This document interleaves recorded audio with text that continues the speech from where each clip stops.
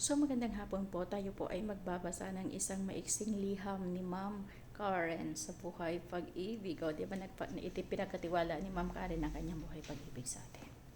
Basahin natin. Dear Ma'am Rhea, o mas kilala po kita Mika Torda. Umahanga po ako sa inyong mga vlog. Kaya sana po isa po sa mga chat ko ang mapansin mo at mabasa mo, magawan mo to ng vlog.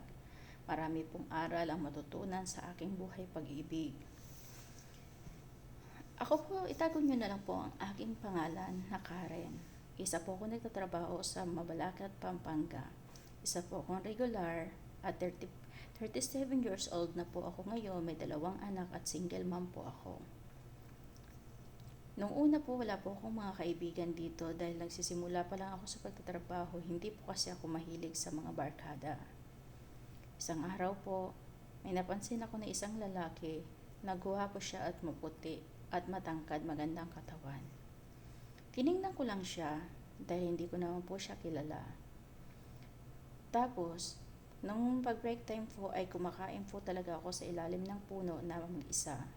Hanggang sa nilapitan ako ng lalaki at tinanong niya ako kung baka gusto ko daw sa lamesa.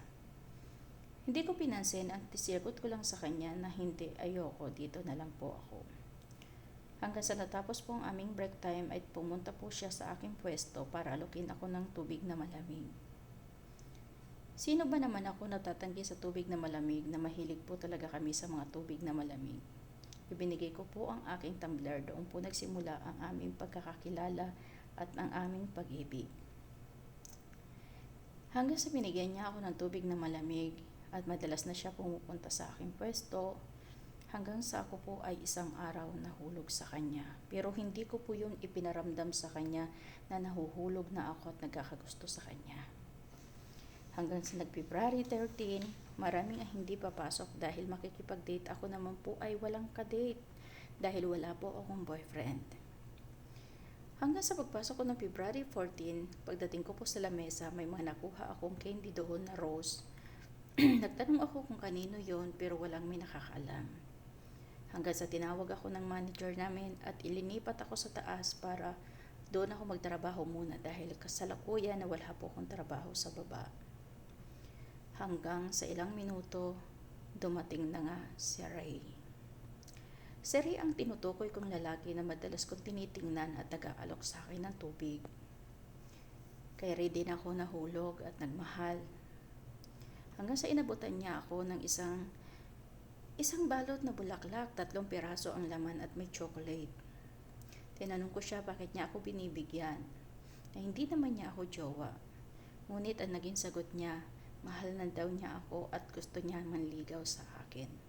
At sagutin ko daw siya. Dahil February 14, although na-crush ko din siya at nagugustuhan ko nga siya kaya sinagot ko siya. Ang kamalian lang, nahulog po ang aking puso sa kanya ng sobra-sobra. Umasa ako na mamahalin niya ako ng totoo at umasa din ako na mamahalin ko naman siya ng habang buhay. Dahil sa maraming pangako na hindi ko alam na puro pala yung kasinungalingan. Although mabait naman po si Ray at naramdaman ko naman yung pagmamahal niya. Ang mali lang po, ang natuklasan ko si Ray ay may asawa. Hanggang nung nalaman ko po siya ay may asawa at may 2 anak na maliliit pa. Parang nahabag ako. Kaya mas pinili kong manahimik at lumayo ng paunti-unti sa kanya. Nung tinatanong ako ni Ray bakit ko siya iniiwasan, hindi ko masagot. Na alam ko na ang lahat. Inaantay ko po na siya mismo ang magsabi sa akin. Nung hindi niya po sinasabi, ako na mismo ang nagsabi sa kanya. Na kung pwede, maghiwalay na lang tayo dahil hindi ko kayang makasira ng isang pamilya. Dahil ang pamilya ko ay broken family din at iniwan din kami ng asawa ko. Kaya nagtaka siya bakit ko nalaman. Natakot daw siya umamin sa akin ng totoo na baka iwan ko siya. Ganon din naman kung aaminin niya sa akin ay hindi ko rin siya magugustuhan na. Dahil ayoko makasira ng isang pamilya. Kaya nung sinabi ko sa kanya na maghiwalay na kami, umiyak siya ng todo. Dahil ayaw niya dahil napamahal na rin siya sa akin. Pero mas pinili ko ang masaktan ako at lumayo. Dahil ayoko maging katulad ng anak ko o ang anak niya ng mga broken family na walang ama, walang ina. Ayoko mangyari yung ganon. Dahil sabi ko nga sa kanya, lumalaki ang anak ko na walang ama. Kaya ayoko rin lumaki ang anak mo na walang ama. Na andun na nga po, Ma'am Rhea, na magiging masaya nga kami pero napakasakit din sa pakiramdam na may naaapakan akong tao at lalo-lalo na sa mga bata na masasaktan ko at masasagasaan ko. Kahit na masaya ako, mas pinili ko pong manahimik at lumayo at masaktan. Mas nagpaubaya ako sa aking nararamdaman. Mas sinabi ko sa sarili ko, aanhin ko ang kaligayahan ko kung may masasaktan naman ako. Kaya sa mga babae na katulad ko, sana manaig po sa atin ang kabutihan at wala tayong maapakan o masaktan ng mga bata o mga kapwa natin babae. Ito lang po yung maipapayo ko sa mga katulad ko na sana wag po nating piliin ang maging masaya kaysa sa may nasasaktan tayo. Hanggang dito na lang po yung sulat ko, Ma'am Rhea, o mas kilala kita, Torla Micaela.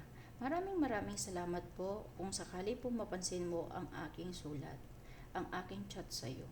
Humahanga po ako sa iyo at napakabuti mong tao at napakabait mo. Sana marami ka pa pong matulungan, Ma'am Rhea. Tumaasa din po ako na balang araw ay isa kang sisikat na isang vlogger na dahil sa kabutihan mo. Maraming salamat po. Nagmamahal, Karen. Thank you so much, Ma'am Karen, sa pagtitiwala mo sa akin at sa pagtitiwala mo ng iyong buhay, pag-ibig at naikwento mo sa akin yung ganyan. So bilib na bilib ako sa iyo dahil mas pinili mong masaktan ka kaysa sa maging masaya ka. Mas pinili mo na ikaw yung umiyak kaysa sa maging masaya. Dahil inisip mo lang po yung buhay ng mga anak mo at buhay ng naging karelasyon mo kay Kuya Ray.